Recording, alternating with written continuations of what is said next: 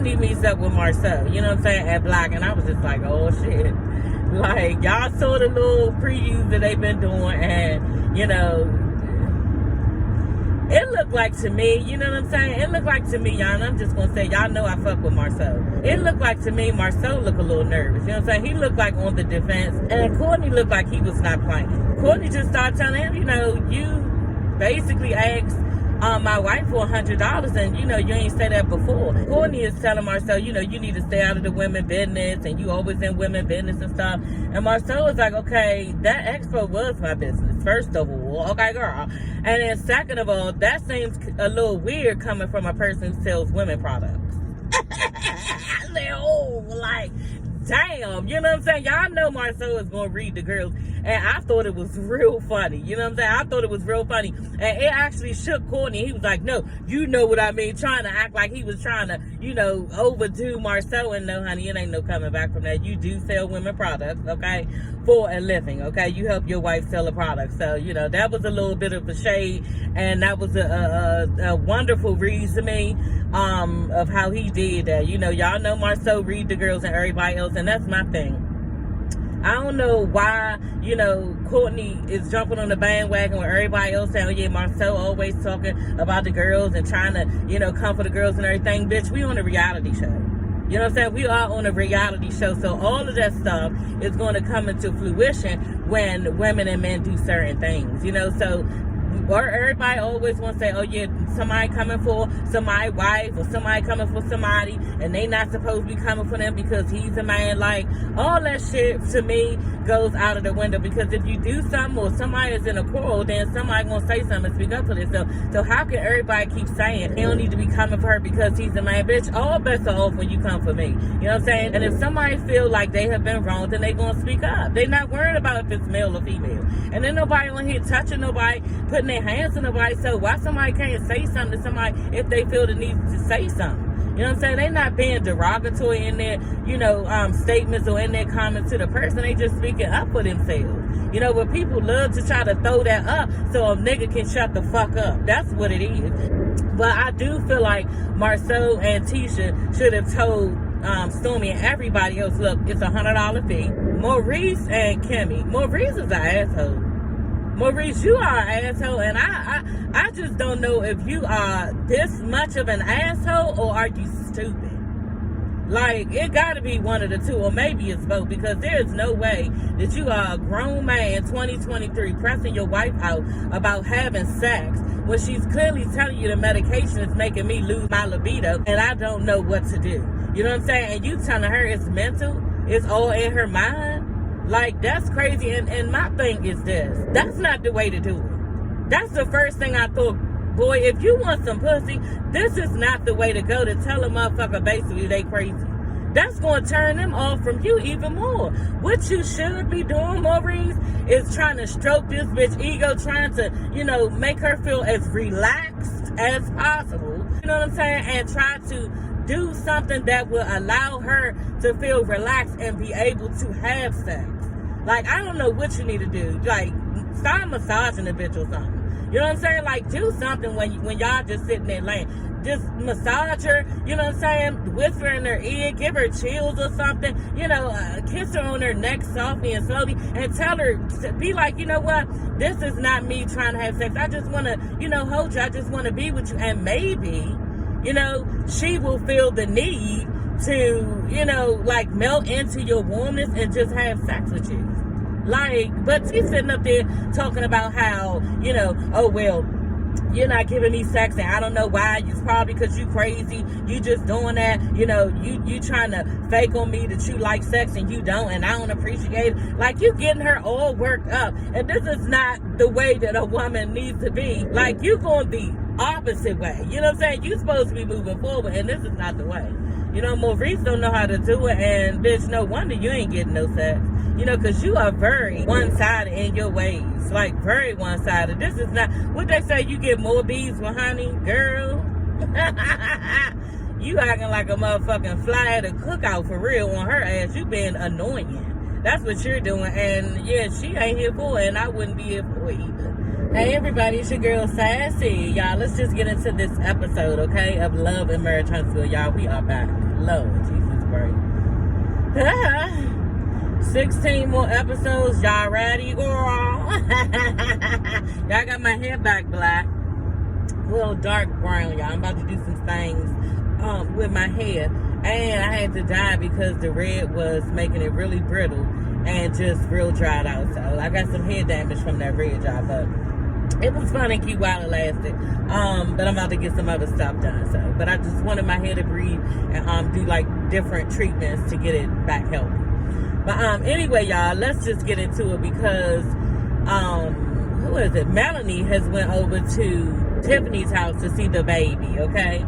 And yeah, Tiffany, she looked real awkward bringing up, you know, the fact that Keke was on Crime Stoppers, you know what I'm saying, while she's breastfeeding her baby. I just thought it was an awkward time. Like, she could have put her babies to the side to start, like, being real messy like that. But anyway, it just looked weird to me, y'all. But she starts bringing up that to Mel that Keke was on Crime Stoppers for. Y'all saw the little footage they showed her, looked like she was stealing, you know what I'm saying? And last season when they showed it, I was like, that don't really look like her, y'all. They showed a close up, that's Keke. You know what I'm saying? And they were saying how her son was involved and something about she gave him a lock or something like that. Then he had like her car. You know, Tiffany was saying that's her car. Somebody was like, that definitely was her car. You know what I mean? So I was trying to play around with that type of stuff. You know, is that really her car? That don't look like Keke, because it didn't to me at first, you know, last season. But y'all, when they showed that close up, I was like, okay, yeah, that's her. You know, and I was disappointed because just like Stormy was saying, you know, if that is the case and she's doing all that, she just still has her drug addiction, and I feel bad for her. You know what I mean? People who have those type of addictions, they go through a lot to get the drug because of the addiction. And yeah, she probably struggling right now. And yeah, but when she started being that type of way toward Tisha at that little function, I was just like looking at her sideways, because that's the other part of an addiction. Possibly she could have been out. You know what I'm saying? So they do stuff like that too, and like Kirk out. But what else? Oh, so yeah, and she's telling Mel this type of shit. Mel is just like, yeah, okay, like really not trying to fuck with it, because you know Keke is her friend. You know, so just like she told Tiffany, well, until proven guilty, then you know I don't really know what to say. You know what I'm saying? I really can't comment on it. And Tiffany goes as far as to start talking about, oh, well, you know, it's going to mess up, you know, the brand of what she has going on and stuff. Bitch, what brand? Because don't nobody even know what the fuck you do. You know what I'm saying? So I'm just a little bit curious on what brand is she speaking of. You know what I'm saying? That's just like real wild to me, how somebody could be messing up a brand that doesn't fucking exist. The bottom line is y'all are on a reality show. So I'm pretty sure somebody would put two and two together and be like, yeah, that's her life. You know what I'm saying? That is Keke's life, the fact that she's on drugs. And that don't have nothing to do with Tiffany, Mel, and the rest of the crew. You know what I'm saying? But this is what Tiffany wants to do. She wants to create a storyline. Tiffany is just messy this season. She was messy with telling them that, you know, she should have been invited to the Black Expo or whatever, and she don't have no job and don't nobody know what she do. You know what I'm saying? I thought that she would have been a good guest speaker though. I really did. Like, she does know how to speak.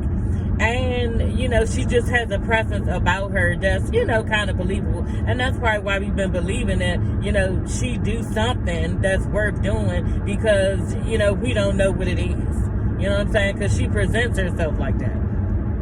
Anyway, y'all, you know, we just gonna get into it. Mel meets up with Keke, and Keke starts to tell her how she was in the hospital and because her back hurt or something like that. Girl, I don't know what. Keke was just running off at the mouth, you know, because I guess she was not trying to let Mel ask her about the Crime Stoppers thing and was she actually stealing. You know what I mean? It just looked weird, and she just kept going on with everything else and not trying to deal with what Mel really wanted to talk about. You know what I'm saying? Bitch, we don't care when you talking about all this other stuff. Tell me something. Yeah, and I really think that I wanted to go ahead and write the children's book. I don't know who you think is going to buy your children's book after you're known for doing drugs. Like, what is Keke thinking about? That's just crazy. Anyway, Courtney meets up with Marcel, you know what I'm saying, at Black. And Courtney just started telling him, you know, you basically asked my wife for $100, and you ain't said that before.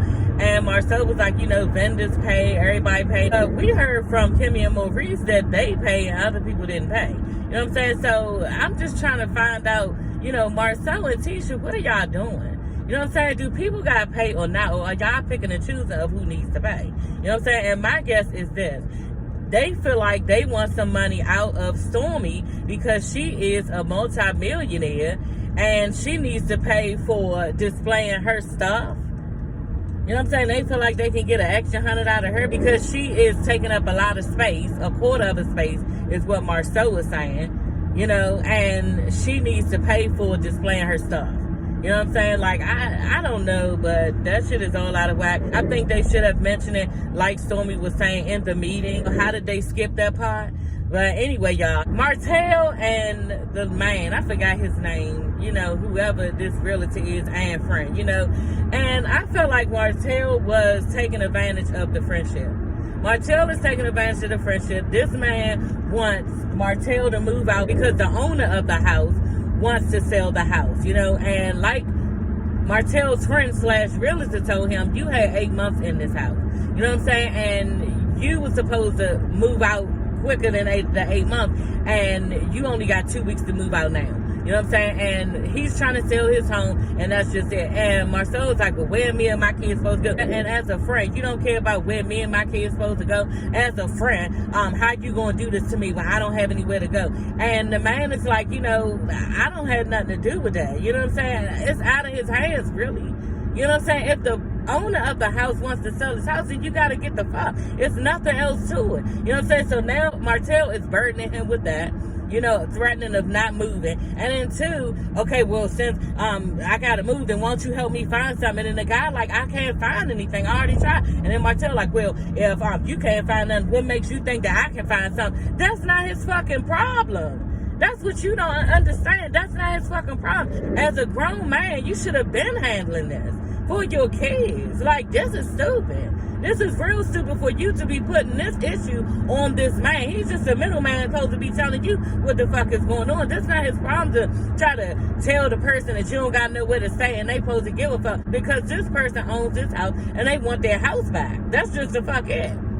So I thought Martell was playing on this man's intelligence and their friendship, and he needs to figure out, somewhere to go. And the guy gave him 2 weeks to leave, and I don't blame him. You know what I'm saying? He, like you said, I've been telling you this for months. You know what I'm saying? So you can keep playing if you want to, but you're gonna be fucking around and be homeless. That's what's gonna happen. You know what I'm saying? He ain't say that, but that's what I'm saying, because the nigga said 2 weeks. You know what I'm saying? And I just don't know when you think you gonna move for 2 weeks, you gonna fuck around and be in a hotel or something. You know what I'm saying? And I guess Melanie gonna have to keep the kids until you get stable on your feet. And you better hope that petty ass bitch don't take you to court and let the judge know what's going on, because that's wrong what you're doing right now. You were supposed to have proper housing for you and your kids and not being all petty and big-headed thinking that this man was going to allow you to stay in this other man's house when he has no control over the situation. Okay? Yeah, y'all, Mel and Keke, meet up and everything. And like I said, that whole little thing with Keke trying to not talk about the Crime Stopping issue was funny. Girl, you being real deliberate on not letting Mel ask you about that.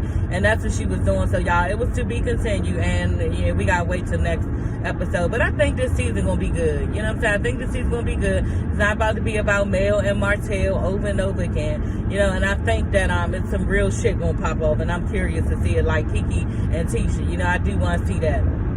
But yeah, y'all, that is all for this video.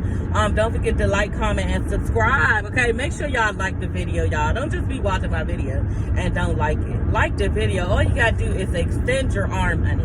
Okay, push on like. Okay, and then push on subscribe. That's all you gotta do. But yeah, y'all, that is all for this video, and I will see you ladies and gents later. Bye.